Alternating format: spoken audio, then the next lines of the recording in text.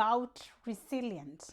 Today I'm interviewing a nurse who started not as a nurse when she came to US.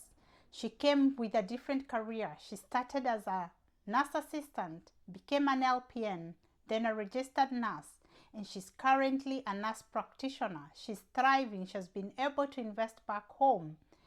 And her story is nothing short of an interesting, thriving nurse that I'm really happy to interview.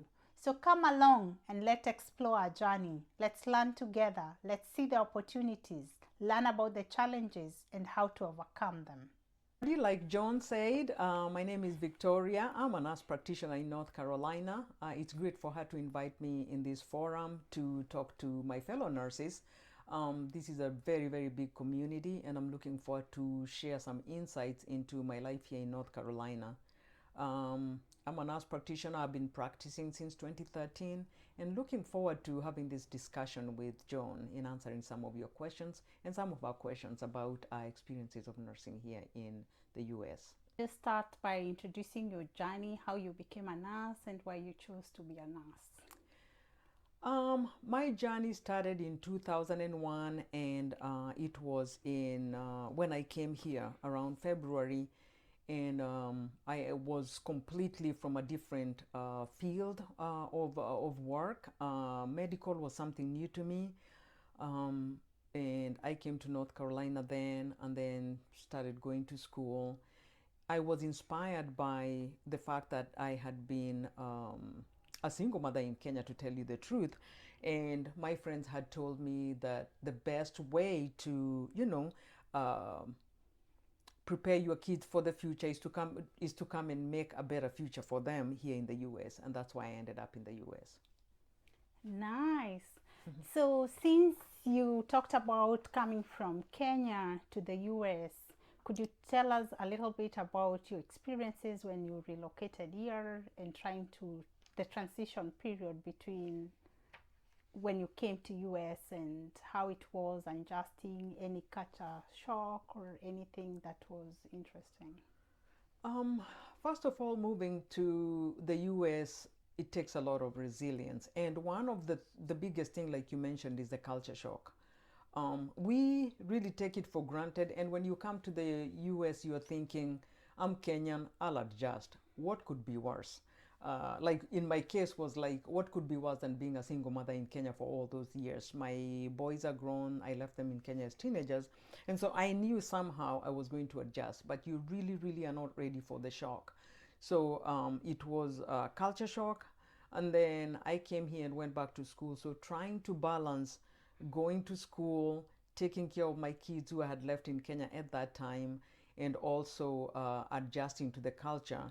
And don't forget that you are going to school, to college, to learn something completely different from what your career was about when I was in Kenya. So it took a lot of adjusting. It was a big struggle, but somehow leaning on the people who had been here before me helped me kind of struggle through the whole process. Okay. So you said your career was different in Kenya, and when you came to US, you chose to go to nursing. It's very common to hear foreigners when they come to US to go to healthcare. So what really made you choose to change your career? I would put that to people who had been here before. My friends who had been here before, they always kept saying, we are told that nursing is your recession-free career. As a nurse, you will always have a job. And we are going to talk about that towards the end of the session, because it's really, really a good thing to know that with resilience and determination, you can be what you want to be. The reason I know we as Kenyans are able to transition from any job to what we are doing is because it's inborn in us as Kenyans. And so when they say that nursing is something you can do, make good money, I had never done it before. But each one of us, whether you're a nurse or not in Kenya, you've taken care of your family members when they are sick. You've taken care of your grandmother when they were sick. So you know it's something that you can do. So, and also I knew that whatever I was doing in Kenya would not convert very well when I came here. It could convert, but it wouldn't make me good money, and also it did not have a lot of upward mobility for me, or also a lot of openings career-wise for me to grow. And I was very, very surprised into how much I ended up liking nursing. And so that's how I changed, just talking to the people who had already been here and how they'd been successful as nurses, and taking them up on that with a lot of support, of course, from friends. And I ended up where I am today. Wow, that's really an interesting change. And I really like the fact that you said that you were promised that nursing would guarantee a job. So what are some of the other challenges? Because you talked about trying to adjust from when you came here and being a Kenyan and the culture. Were there any other challenges as a foreigner being in a different country with no family members? Having very strong community connections is very, very important as a new person in Kenya.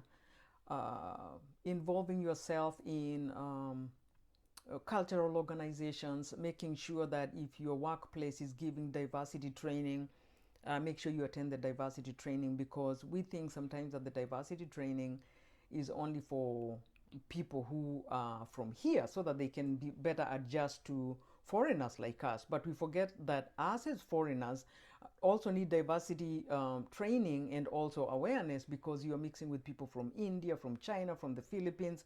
So awareness of that also helped me go through the challenges that I had. Other challenges that I had, especially when going through school, is about paying for the school, for one, when you still have dependents back home. Other challenges is being able to balance life here while you still have a lot of connections back home. The challenges are you are completely entering into a new education system that you have to get used to. Oh, what is this? What is a GPA? Oh, I need a GPA to go to the next class. How much of the GPA do I need to make to go to the next class? The teaching system is completely different. The language, we might think English is English, but it's completely different. You have to get used to the little nuances that are the American English for you to be able to understand, so that you don't look like you're standing out. So all those little things, you have to be very aware, and stay in touch with your people here that you know that will help you along. People who have been here, listen, act on it, follow their advice, and stay connected with your people. That helped me a lot. Right. So you really talk about one of the challenges that many people talk about having education in US. So can you talk about the financial implication and getting loans? Was it easy getting financial assistance? That's a very good question, John, because in the US, getting loans is easy. It's paying them that's the problem. And so it was very, first, when I started, of course, when I started right down at the CNA LPN level, because I started out as a CNA, working in nursing homes and going to school at the same time. And then I went back, got my LPN even before it was time for me to renew that CNA license, and then got my LPN. And the reason I went back for the LPN is because around that time, the community colleges around here had long waiting lists. I'm not sure whether that is the case now, but nursing is very, very much in demand. Whether people finish the course or not, that's a completely different story. But there was a waiting list, so I chose to go LPN route because I needed to move out of the CNA range and keep moving upward to where my goal was. And so I became an LPN, and then went back, became an RN. When I was doing my LPN and RN, it was very easy to get what they call grants, and that is money that you don't have to pay back. And as a resident of the US, you can get that money. You can get the grants. But once you hit the RN and start making the big money, because the grants are based on your tax forms, and when you do your taxes at the end of the year, you're making a certain amount of money, you kind of go beyond the level where the government is going to give you free money. But hey, the government is generous. They're going to give you loans, but these loans you have to pay back. These loans come in two ways. There's loans that are called subsidized loans. These loans you can go to school for a long time. They don't accumulate any interest. And then there are the regular loans that start accumulating interest as soon as they're disbursed. Me and John are going to talk about doing a little discussion about how to help people who have been doing that, because I would hate for anybody to learn the way I learned, the hard way. And so my advice to you guys is, if you want to go to school, you're here, or you have a family member who wants to go to school here and want to use the system, if you have an employer, which most of them do, if you have an employer who's offering to pay for your schooling, it comes with a commitment. It comes with a contract. Oh, we are going to pay for you for school year for year. For every year we pay for school, you have to work for us for a year. It sounds like a lot, but that year will fly by so fast. Take the money. It's much, much better than taking the student loans that are given by the Department of Education. So make sure you do your research. There is money out there. If you can help it, don't take the loans. If you can save some money where you're working, if you can take on a side hustle, it would help. But it doesn't mean that you can't take the loans. You can take the loans, just make sure you have expired every little opportunity that you have to get money before you actually take the money that is disbursed by the Department of Education.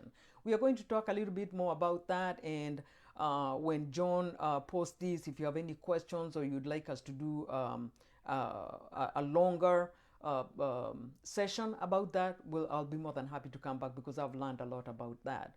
So John, like you asked, the loan issue was a big one for me. I ended up with a lot of student loans, but through smart working for the government in places that have a shortage, they help you pay for that. That's another thing that we are going to discuss. If you do accumulate the student loans, how you can pay them back without actually going back into your pocket. That's how I was able to pay for my schooling here. I've been fortunate. I've been able to find employers who are willing to pay your loans for you to work for them. You get a contract, you work for them 2 or 3 years, and you pay your loans. But that is definitely a challenge when you're in the US. Education is expensive. It's very, very easy for you to get the money, but when it comes to paying, it's a little bit hard because the interest rates are very, very high. Thank you, John. That was a good question. Yeah, thank you. You shared very good information, because I'm sure many people would like to know how they can be able to get rid of their loans or how they can get resources. So it will be nice for us to do the follow-up video. I'll be more than happy to participate here. Yes, so I'm looking forward to that. So now while you were talking, you talked about starting from CNA and working all the way to nurse practitioner. It's a really long journey, and I'm sure it's exciting and something that many nurses would like to learn about. When you're actually doing it, I wouldn't use the word exciting, but after you get done with it, the check is exciting. So it's worth it. It's worth it. The late nights doing your papers, my thesis, defending your thesis, doing your master's paper, that was hard, really, really hard. And then there is the thing of going to school as an adult also. I forgot to mention that. That was a challenge, because unlike the younger people, your brain doesn't have a lot. I'm not saying you don't have a lot, you do have a lot. But as an older adult going into school for a second career, you bring a lot of psychological baggage, and half the time, for someone who would read a textbook about pharmacology once and get it, I would need to read it 2 or 3 times. So yeah, it definitely was a challenge, but it's pretty exciting being a nurse practitioner and doing what you love doing and getting paid for it. Okay. So when you think about the whole process, from the time you started your nursing career up to the nurse practitioner, approximately how many years did it take, and were there some success opportunities and some challenges that you've experienced? I will give you my timeline, but this could be completely different from people, because people have different circumstances. I know people who have done it within a shorter time just because they didn't have a lot of challenges or a lot of the commitments like the ones I had.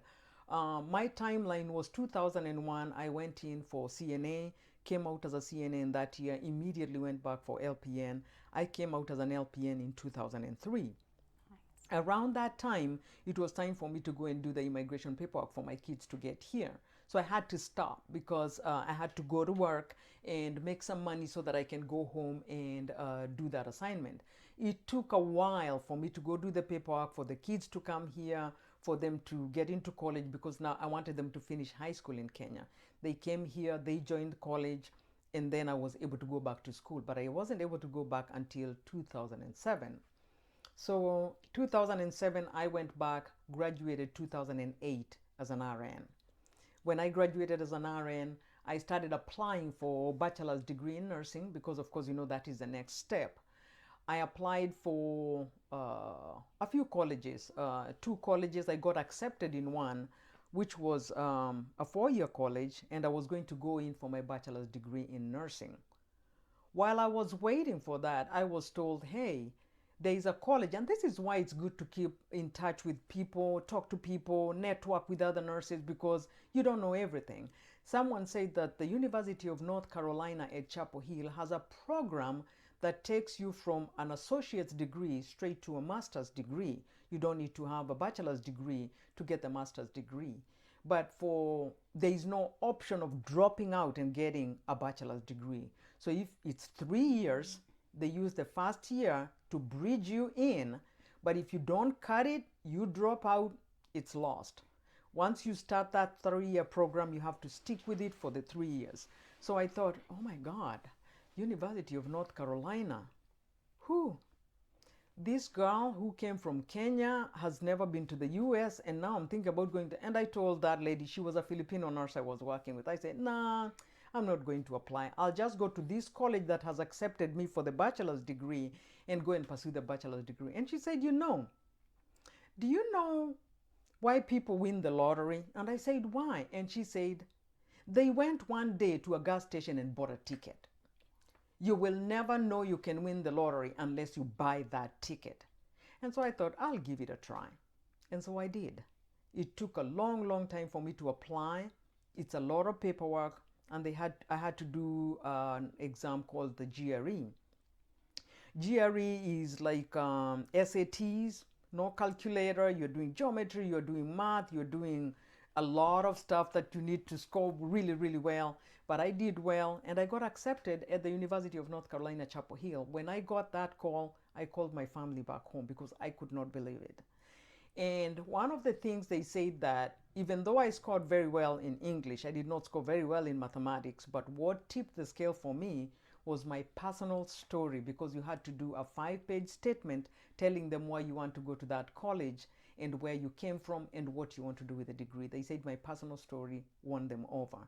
But that is how I ended up in the University of North Carolina at Chapel Hill and came out with a master's degree. It was very, very challenging. But one of the beliefs of these big universities is that if you're good enough for them to accept them in your college, because there was 1,800 applicants for that program and only 48 got into that class. So they believe that if you went through that process and came into their college, they're going to throw everything at you to make sure that you're a success story and you succeed. They don't spoon feed you, but they make sure you have all the tools that you need to succeed in that program. And that's how I ended up as a nurse practitioner. Again, the timeline is a little longer. It can be shorter depending on what you have going on in life. But what I tell people is, I hate to use the saying that if I can do it, anybody can do it. What I say is, if I can do it, it can be done. And I think that's my story with the nurse practitioner. That's how I ended up where I am. Struggle, but very, very rewarding career. Yes.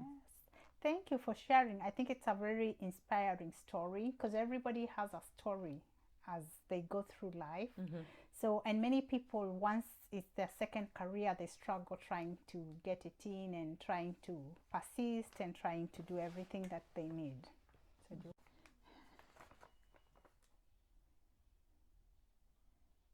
thank you, Victoria, for that insightful and very good advice.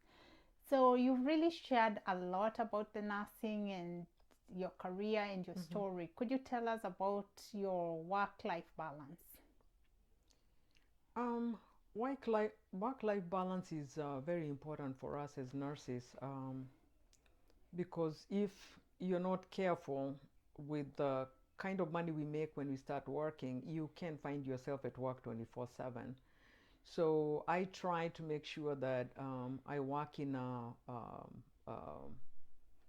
role now that it's mostly projects. I do see patients, but for the most part, it's a project-driven role.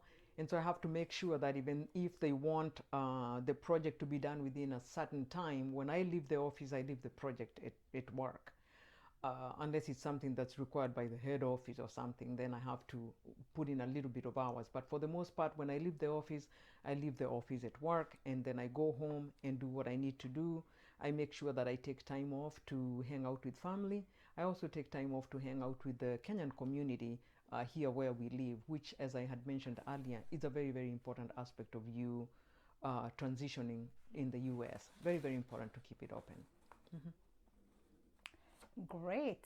So what advice would you give to an international nurse who is just starting their journey in US? First of all, let me start by saying I have a niece who came through a company as a nurse. And I mean, congratulations for making it here. For those who are watching this, who are still in Kenya, keep at it. It's worth it. It's worth it. There is jobs here, and it might look like a long journey, but once you get here, it's also going to be difficult, but once you come out on the other side, it's definitely worth it. For those who are coming here, let me start by saying congratulations, because you are coming into a field, you're coming into a job that you're getting paid really, really good money, more than your average person. So you're coming from Kenya, you're coming here, you're coming making good money already. So the first thing to remember is money management. It takes a long time for your brain to transition from the Kenya shilling to the dollar. I watched one of John's program, and she was talking about how when you go to the store, you're looking at an item and thinking, ooh, I wonder how much Kenya shillings this is. It takes a while for you to transition out of that mode, the Kenya shilling mode. And so that is one thing. The second thing is you have to start saving money. I do understand some of you move here with families, and of course you have expenses. Daycare here, it costs an arm and a leg. So I do understand that. But if you have, you have to learn how to save money. If you're working for a company that does have a 401k, big thing. It's a big, big plus. Some of you are not able to participate in 401ks until you finish your contract, but as soon as you can, start saving. Saving is the hardest thing in the US. Getting started on it is really, really hard. But once you get started, stay with it. Some of us came here older.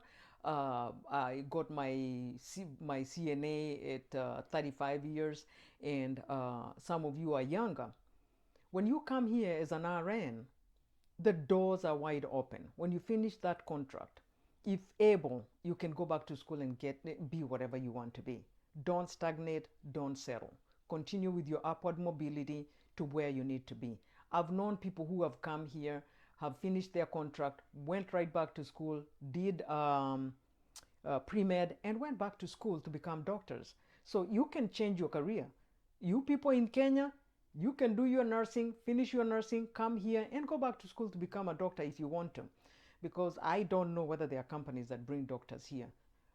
I say that to say this. When you come to the US as a nurse, the doors are wide open.